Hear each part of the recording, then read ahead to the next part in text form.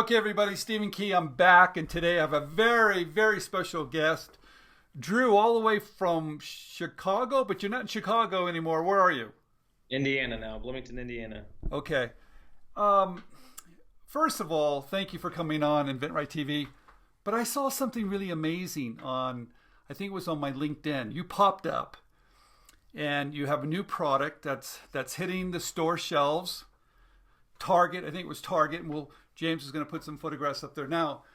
But it amazed me how fast you did it, and maybe it wasn't that fast, but it appears to be fast.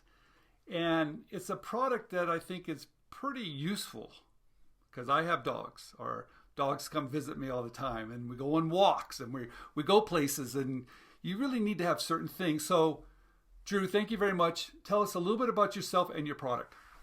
Cool, I appreciate it. Thanks for having me. Just while I got him in my lap, this is the reason I started the company right here. So this is Mickey right here. And thanks for the intro and the kind words there.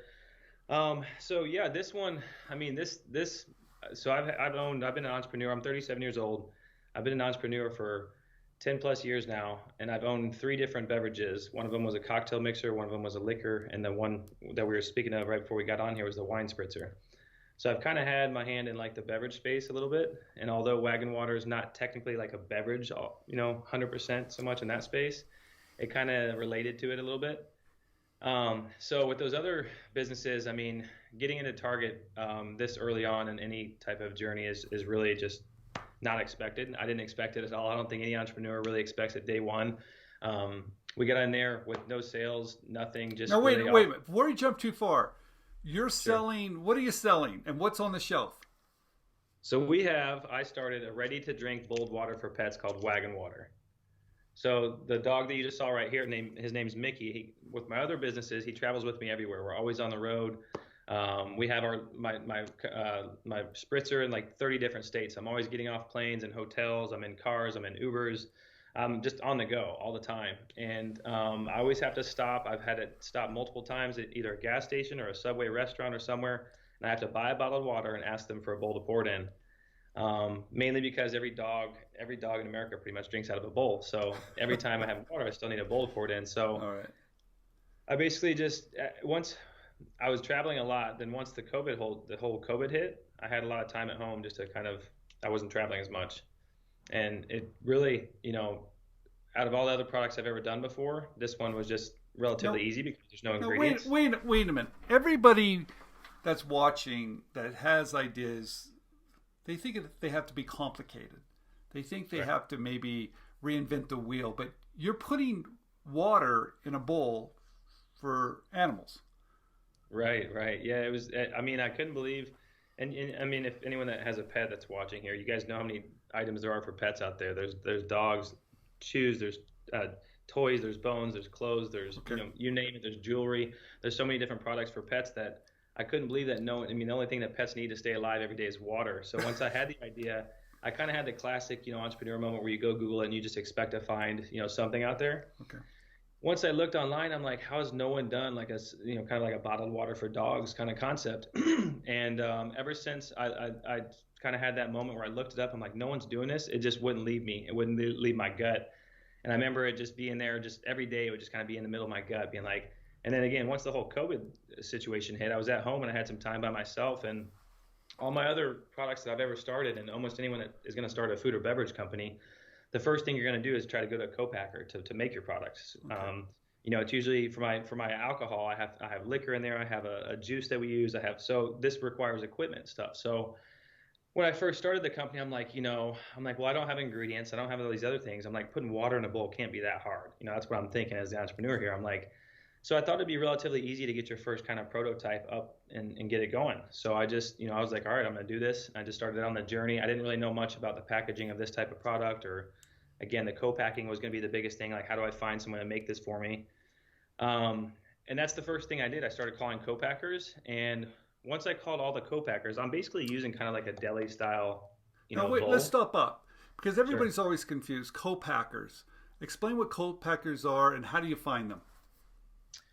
So co-packer is someone in the food and beverage industry that's usually going to be the one that specializes in making your type of product, meaning they're already making something in this type of bowl already. And for me, I'm using a 12-ounce deli style bowl. So the type of co-packers I was going to go find were people that put other type of liquids and different sauces and things in this type of bowl.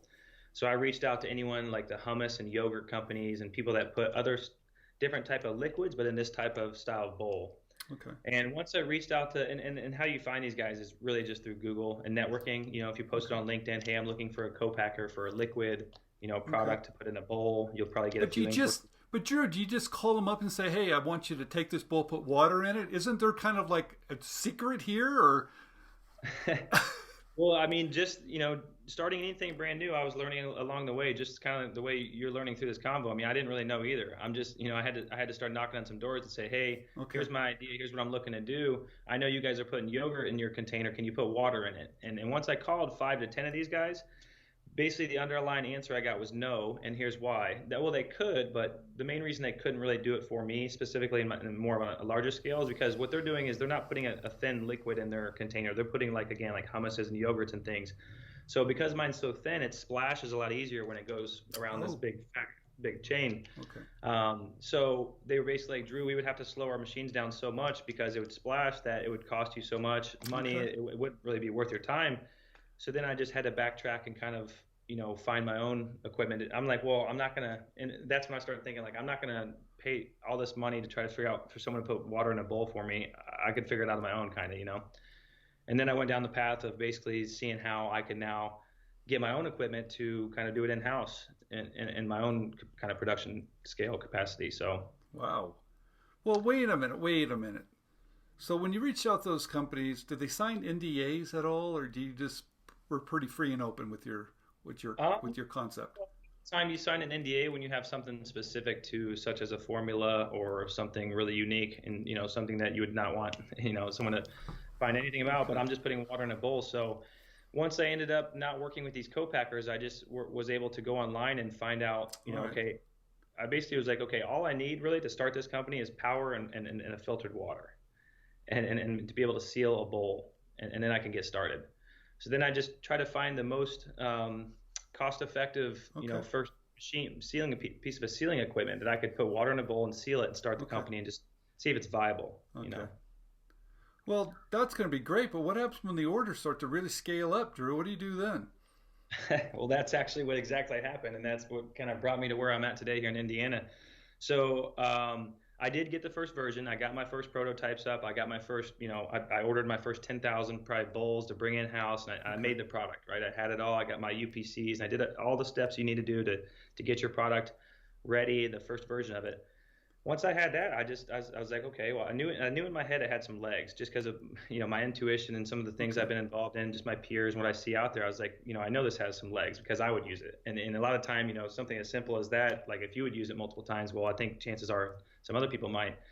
So the very first call, I wasn't in the pet industry before. I had no relationships with any retailers or buyers, but I just looked up Walmart and Target and the big buyers, and I started making some phone calls. And the Target buyer we went back and forth on email for about a week or two. He had some good questions through there. Okay, wait a minute, Drew. Now wait a minute, because everybody wants to make this really complicated, and I love how you're just like, I did this. Okay. I'm not in the pet industry. I know nothing about putting water in a bowl, but who cares? I still trust in my gut. And I get the equipment, I order some containers. I'm probably have a little factory going, which you probably do now. But how do I call a buyer from Target? Do I just find that person? Do I type in buyer for Target on LinkedIn and that name pops up? I mean, oftentimes these days, you can find stuff relatively easy on places like LinkedIn and Google and stuff. Okay. And that's where I started, and I've just, I guess that I've always been a hustler and a go-getter, so I always kind of quote unquote find a way. Okay. So, the buyer's out there somewhere, and it's just a matter of like finding their info. You know what I mean? Mm-hmm. Like you can run through a lot of closed doors to find info, but eventually somehow you're going to find it. And if not, you just keep digging. But so the one part of it is, finding the right person. Okay. So you found the right person and you say, hi, my name is Drew, and I want to do basically water bottles for dogs and cats or whatever. Is that what you pitched it, or how'd you pitch it? Well, I basically, this it's really essentially I would compare it to like right now in the pet industry. It's almost if if humans only had water bottles right now and they didn't have bottled water. That's what's going on in the pet industry. There's no convenient way for pets just to peel open Okay. and drink out of a bowl.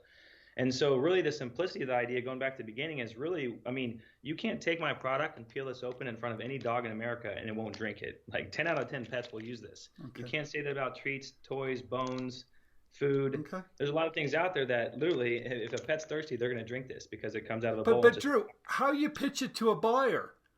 I have uh, water in a bowl. well, so I told them, I mean, I said, hey, I kind of, in the same sentiment, I kind of told them the convenience factor of it. I said, I know Okay. you sell your bowls there, but again, you don't have anything on the go. And the thing to buyers right now, I kind of lucked out on the timing of things, really, because the COVID kind of whole situation. Beforehand, dog owners would share different water, uh, the at the water park or the dog park, they'd share the water bowl there. They would share their own if they're out and about, kind of with each other. So I think just being more cautious about germs and safety, it kind of made Okay. sense that now that there's a filtered water ready to drink. So the timing kind of looked out to where the buyer is ready to Did listen. But then it okay. was just honestly, we went back and forth through email for about a week or two, and he had some good questions then. Then we hopped on a Zoom call. On a 30-minute Zoom call, I mean, there wasn't, he basically was, we went back and forth and he asked some basic questions, but he was like, to me, this is a no brainer. So He's you're like, I'm, pitching. No, no, wait a minute. Okay. I want everybody here. You're pitching on Zoom. You're with a buyer from Target pitching on Zoom. Did you have a prototype? Do you have a picture? A works like? I mean, how do you pitch this water in a bowl? Right. Yeah. I actually, so I sent him about a week or two before of my first version of my product. So it was in a bowl. It's not what I use today, but it was the first prototype. It was enough for him to see what it was. I sent him that, and then he received it, tried it out. We hopped on the call. Um, Sorry, ask that again, the second part of that. I'm just curious because you used to be where you'd go to a trade show, maybe a meeting, Oh, you get yeah. to a Yeah. buyer, but now you're pitching on Zoom, which is kind of the new way to pitch. Yeah, exactly. It was just because it was during the whole COVID thing and this had all started, they weren't really doing the face-to-face meetings anymore. So he hopped on a Zoom call with me, and like I said right off the bat, he was just very interested in it. He said he thought he's been doing the position at Target for 12 years, so Okay. he's grown their category. He's their senior pet buyer, so he Okay. really knows his But system, his products. but He how do knows you the explain that you're not in the pet industry, but now you are in the pet industry? How did you have to convince him that you could actually deliver it? You know what? That was it was funny because the day I had the call again, I had no sales or anything going into this call, so I had nothing in me was expecting to really close this deal. I've been in this game long enough. I've had my other products in a lot of retailers, and Target you usually have to earn your way up there. They don't really risk themselves with someone that has zero sales, zero relationship. It's not like I'm like Budweiser, and I'm introducing like a Bud Light grape or a Bud Light orange, right? I'm just a random person with this idea, and I don't have any connections. I don't have any history. I don't know anyone. So I went into the call and I had no expectations of. In my gut, I'm like, I know this thing has legs, but Target's the big dog. You know what I mean? And they don't, they don't really risk things. It's that guy could lose his job if he brings in someone like me and like I don't perform, right? Then he took a huge risk. Why'd you bring this in? This guy had no sales. Like, what were you doing? So his vision, it matched up what I knew was possible with the product. There's so many different. If you go to any freaking store in America, there's so many different foods, treats, toys. There's thousands of brands of all of these. The only thing that pets need any day is water, to drink. So seeing that there's no convenient water in a bowl, I knew there was a massive opportunity. I knew I Okay. had to be the first to get there. I knew I had to have a good name and a good package. So he trusted you. He He, trusted he me. He just trusted he had to trust you. Right. Yeah. And he asked. I mean, he did about 2 weeks of screening of good questions back and forth that we Okay. went through good dialogue. Okay. And then once he felt pretty good about some of those answers, he's like, and then we hopped Okay. on. He's like, this is a no Now, brainer. now, Drew, did you show up on the Zoom with the tie and an office that looked like I knew what I'm doing, or did you just show up like you're showing up today? How did you present yourself? Exactly the same way right now, and just 100% kind of just real with them, All right. and that's where I think people lose a lot of time that you think you have to overdo everything um, and just tighten everything up and be perfect and things like that. But some people just like to be real, just like have a general conversation. So it actually helps the cause a lot. Like anytime I am able to get on some sort of Zoom call with the buyer, I mean it makes it 10 times more easier because you can actually have some Okay. real dialogue. It's not just a sell sheet and some you know, um, So yeah, it was exciting, and it, it came so fast that he didn't. And when I had the Zoom call, meanwhile he's like, Drew, he goes, I'm gonna ask you this. He's like, I know you're just putting water in a bowl, but can you handle my volume? And that's when he asked me on the call. That's when I almost like lost it. As the classic sales guy, when you get the deal and you got to play the poker face. I'm like sitting there like, meanwhile I'm making my place, like in a very hands-on way, and I'm like, yeah, I'm like, classic sales Sure, guy. I'm doing I'm it like, by hand in the back room. Yeah, how about so the and he, volume? That's got to be a little and scary. he's like, Drew, we have, whatever, 1,600 stores. And I'm like interrupting him. I'm like, can we do them all? And then he's like, I don't know about all of them, but he's like, all right. He's like, well, I kind of came to him very late in his process of his planogram and his planning. So he's like, here's what I'm gonna do. He's like, I'm gonna bring you in. He's like, I'm gonna ask you again if you can handle my volume. He's like, some people think they can, but he's like, can you handle my volume? I was like, yes, I will. He's like, all right, well then what we need to do in the next 3 weeks. He's like, we only have a little time. He's like, got to work on a pack size. So I had to I didn't even have my pack size of like 6-pack, 12-pack. I had nothing like that. So I literally had to like sell a deal and then go back here and like kind of like, do all that real quick within a week or two. So I got together real quick and got everything. And it happened so quick. I mean, that was in, right around November. And, here we are in January. And it just last week it went on 1,200 shelves. So Yeah, I mean, I looked at the timing. I went to your LinkedIn page and looked at the timing that you started this company. It said 7 months.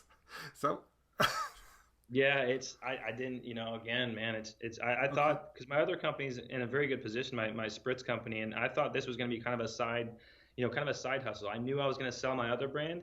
And as an entrepreneur, like, you never know, like, you can't just like, oh, once I sell this, then just think of an idea, that's going to be good. So like, I couldn't turn down what was in my gut, which was to do this. And I just knew in me I could do it the right way. And I knew I had a good window to do it.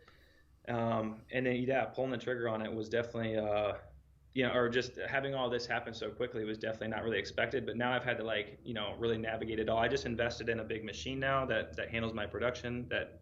So you have to spend some money, huh, Drew? I mean, you can't just do this on fumes, can you? Especially with Target. Well, not really. No, I mean, and I tell everyone that the way I look at it is like, it's almost if, everyone's going to do it differently. It's almost like having a school project where everyone gets the same directions and every single person there is going to take it and do it a little bit differently, right? Okay. Some people will raise $1 million and blow it out and try to do all this. And then other people's will, everyone's going to do it a little bit differently, but it does take money for sure. And every company is a little bit different.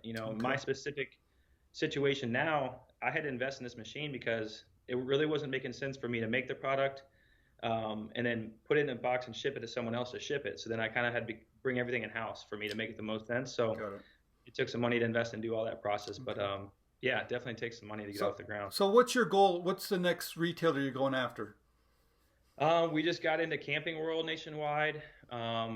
We got a couple others coming on pretty soon that I can't really say the names of, but Camping World just placed their purchase order this week. So the product's really good we're kind of like the same buying behavior as humans for bottled water. So like convenience stores, Target has us on an end cap.